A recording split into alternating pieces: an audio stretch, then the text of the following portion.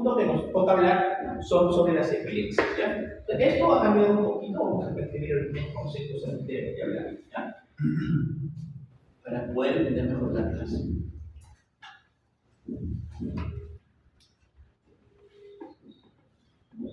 Entonces,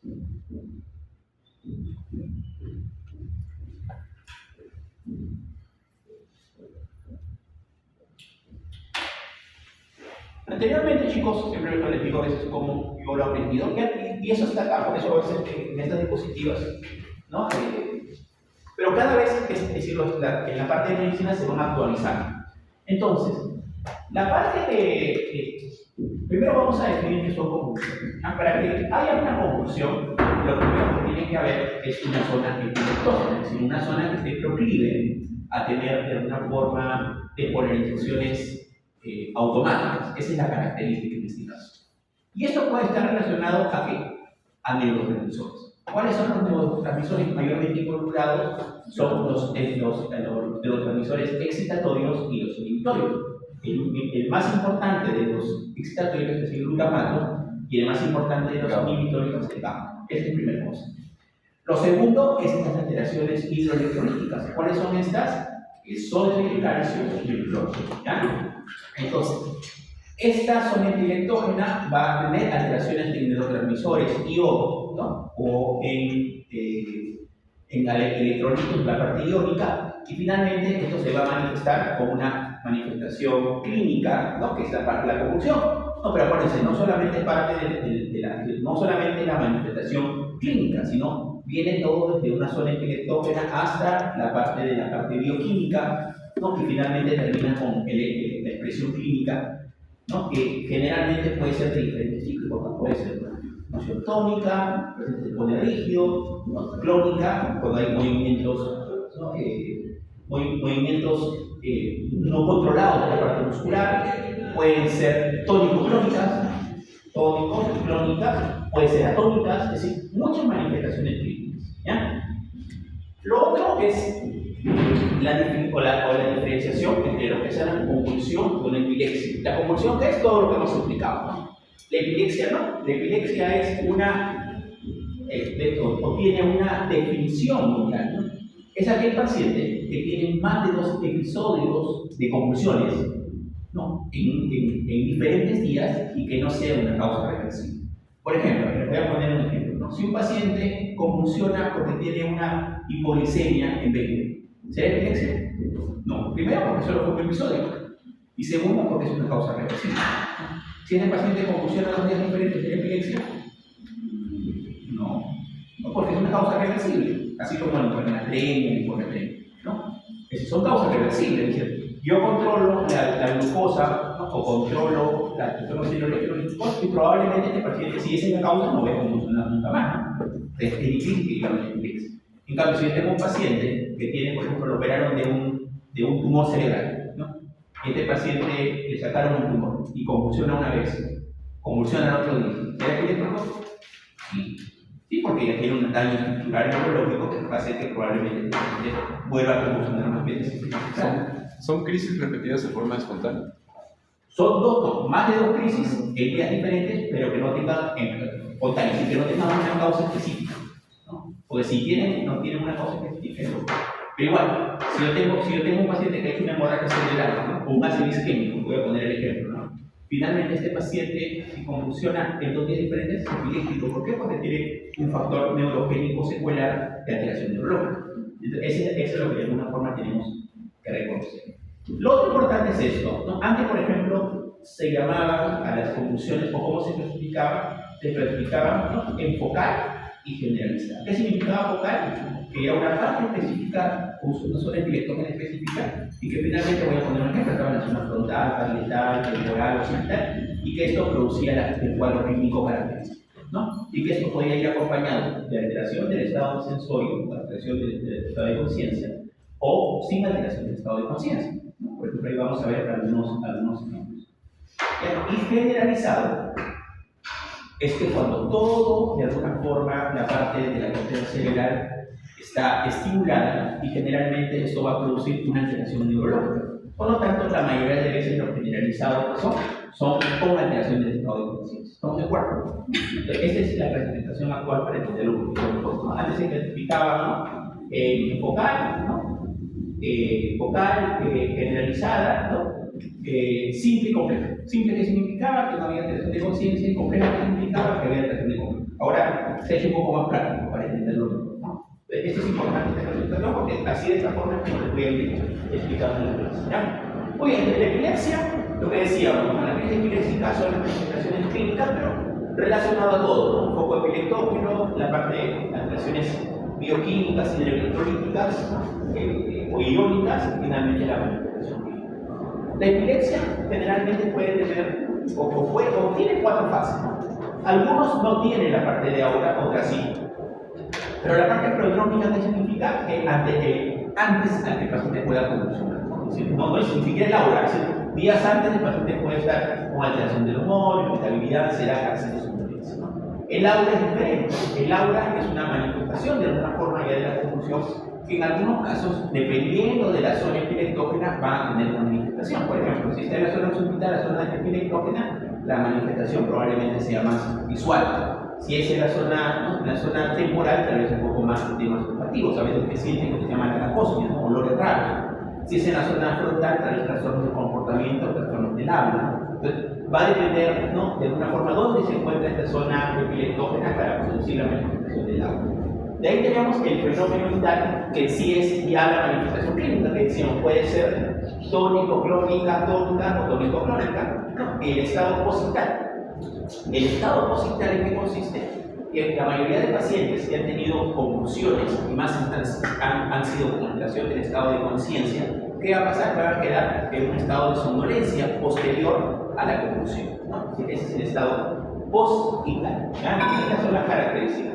Evidentemente, el aura no está en todos, ¿no? Pero casi la mayoría va a tener la parte prodrómica, el fenómeno vital y el fenómeno postvital. Entonces, la epilepsia que decíamos, el aura, es un término usado de forma muy poco clara para referirse al conjunto de síntomas y signos que proceden a una confusión, ¿no?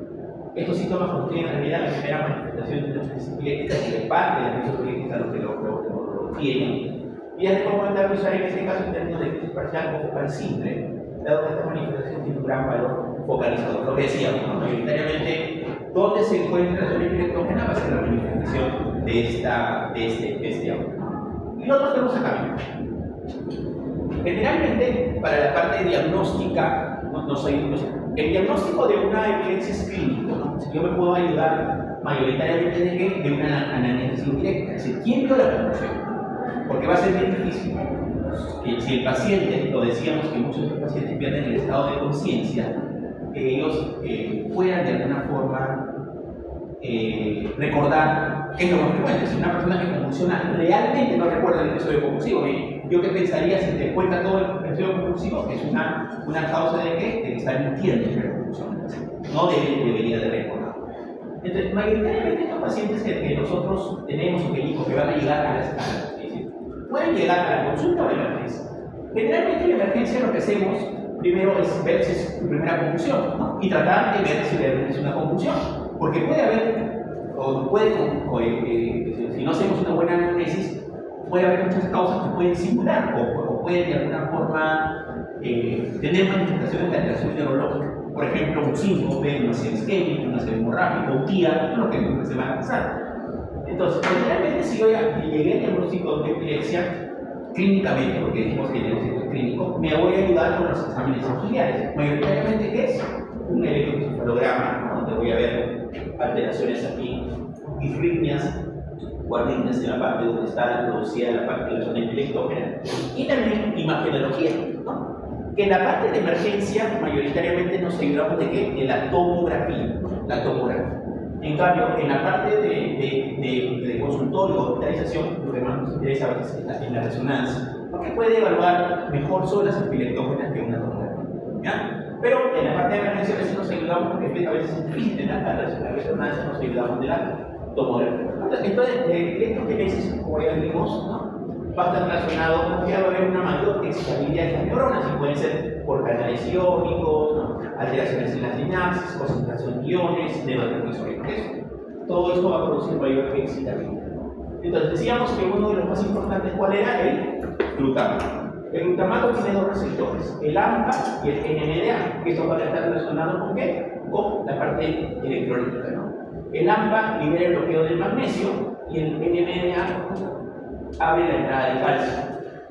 Por lo tanto, estos van a ser estimuladores, ¿no? Que van a producir que haya mayor riesgo o convulsiones, ¿no? En este caso, el glutamato. Es decir, el exceso de glutamato o alteraciones en estos receptores, el AMPA o el NMDA, va a haber mayor riesgo de eficacia. En cambio, acá es diferente. En el GABA, ¿qué es? Que baja el GABA. Porque el GABA, ¿qué es? Es un inhibidor. Es decir, baja el GABA, ¿qué va a pasar? Se desinhibe el cerebro. Va a haber mayor riesgo de ¿qué? De convulsión, ¿no? En cambio, si yo de alguna forma mantengo el GABA tenemos diferentes tipos de GABAs, ¿no? Que ya decimos que causa inhibición, ¿no? Y previene la actividad piriforme. Tenemos el GABA A y el GABA B. El GABA A, ¿no? Son responsables de la inhibición sináptica rápida. Su activación abre canales de control causando potencial de hiperpolarización, ¿no? Esto es lo que hace, esto es lo que fisiológicamente hace.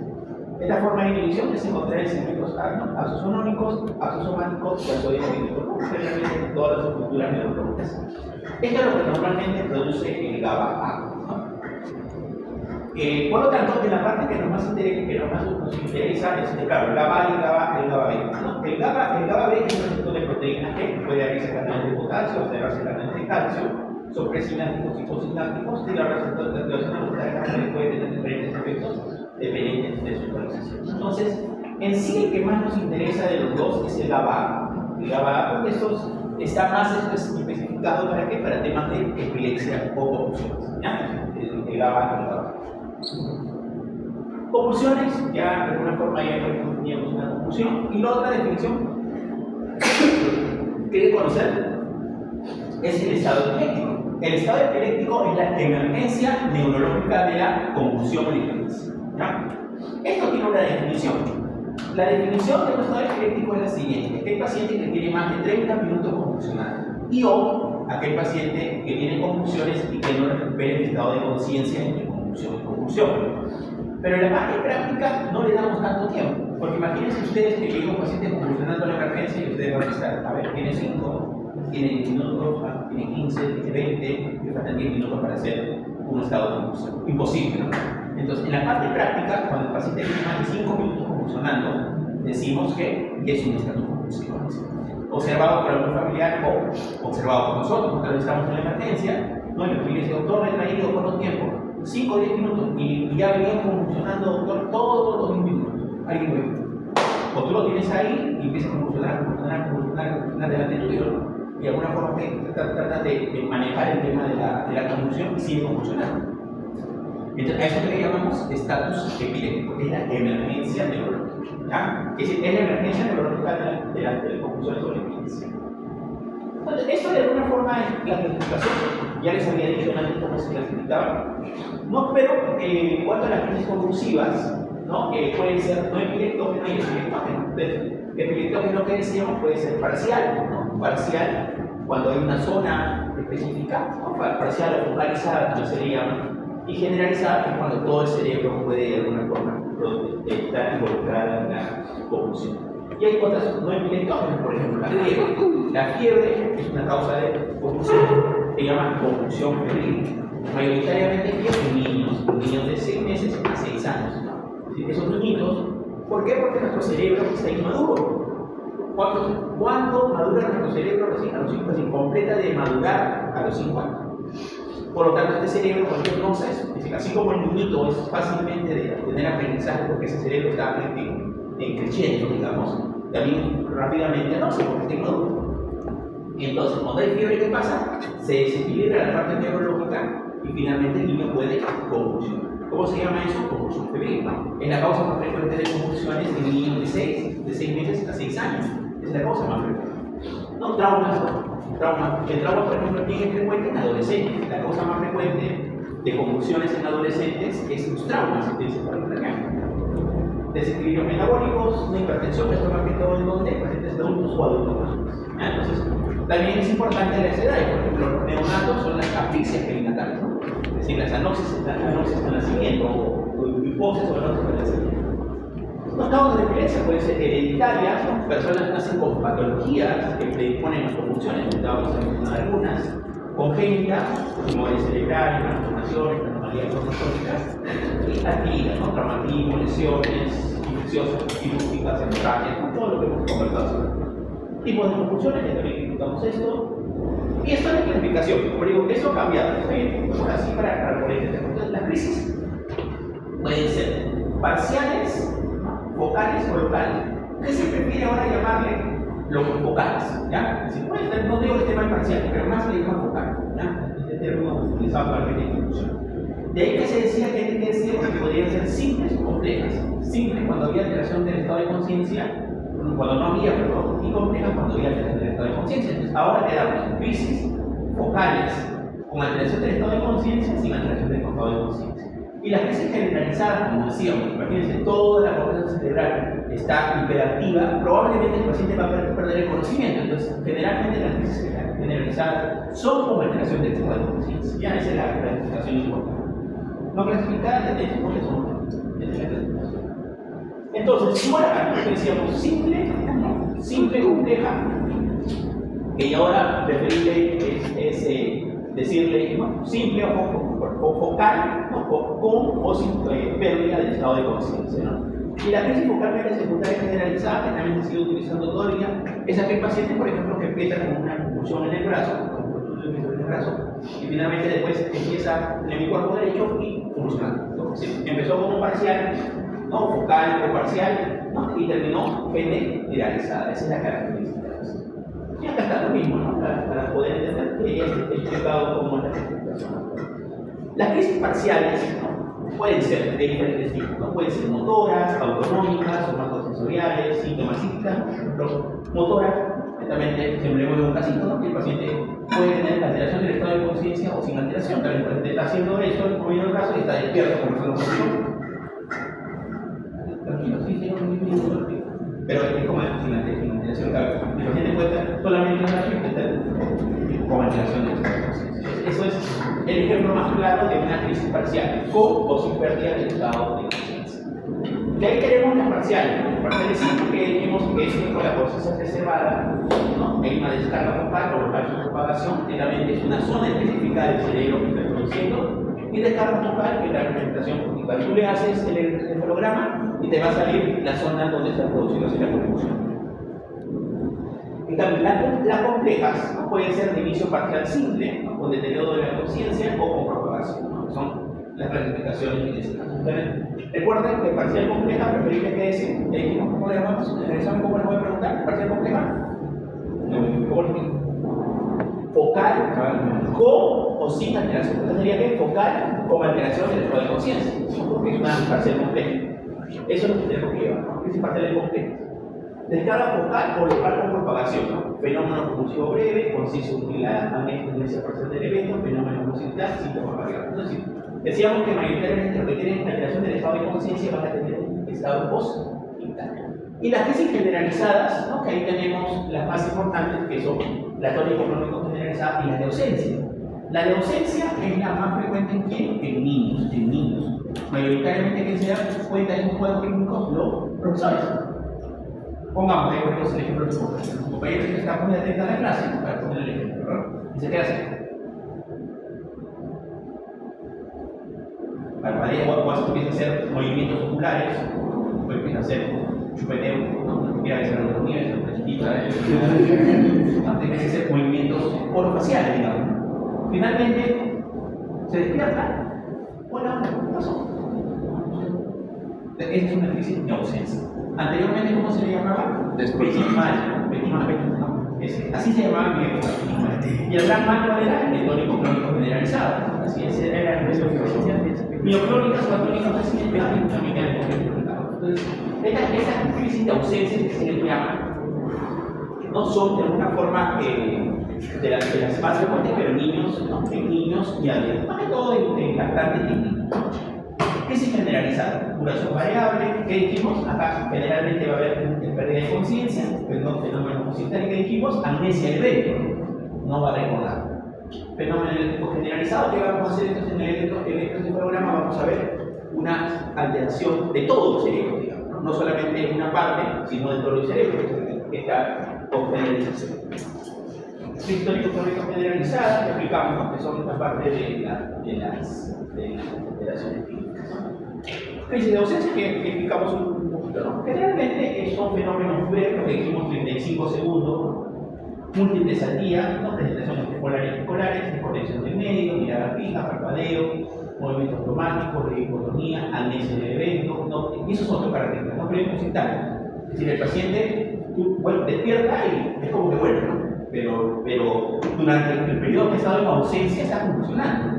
A veces puede ser solamente mirada fija y a veces puede ser acompañado de lo que decíamos, ¿no? De manifestaciones orofaciales, ¿no? Parpadeo, tepeteo, que son las características.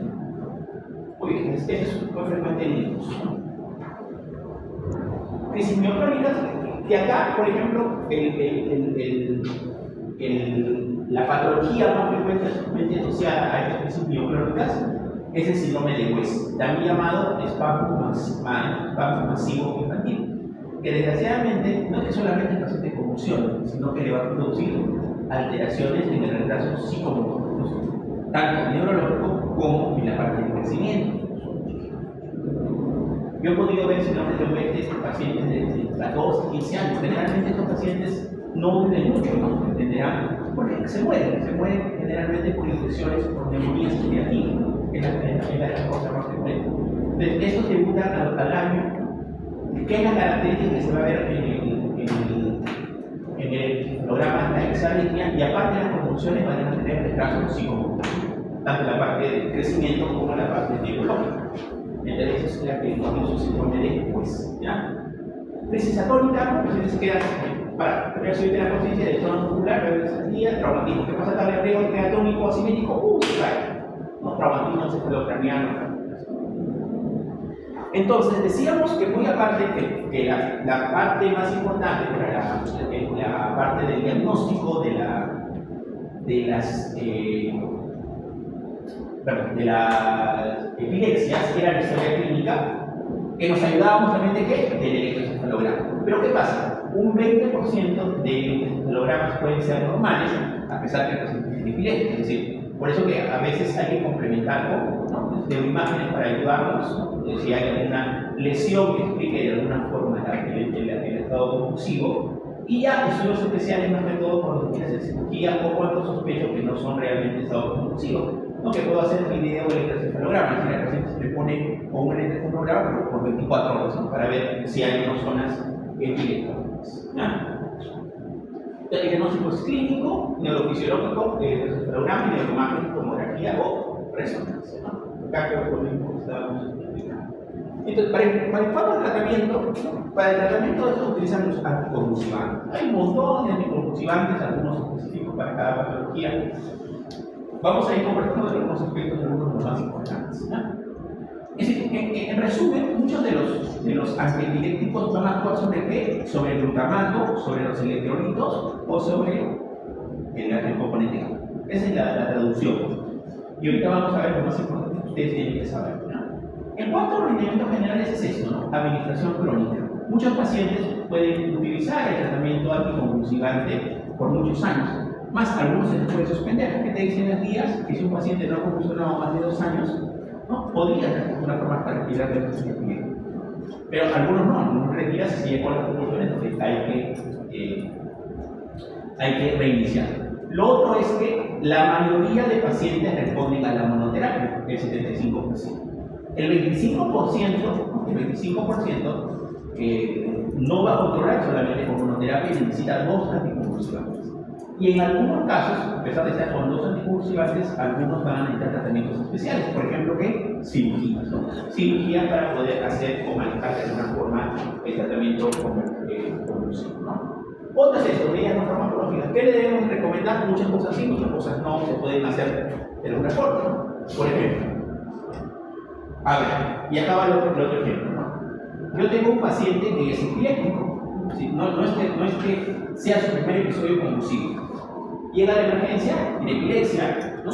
Y le digo, okay, doctora, mi hijito está controlado, no hay problema controlado.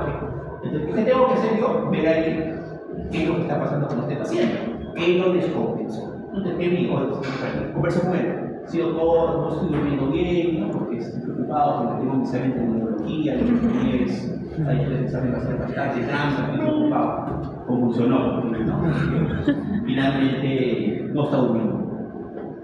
O lo otro es examinarlo completamente y ver si no tiene algún foco infeccioso. Es decir, tal vez el paciente solamente que con epilepsia hace una faringitis, un poco de fiebre y convulsiona. ¿Por qué? Porque la fiebre va con un convulsivo.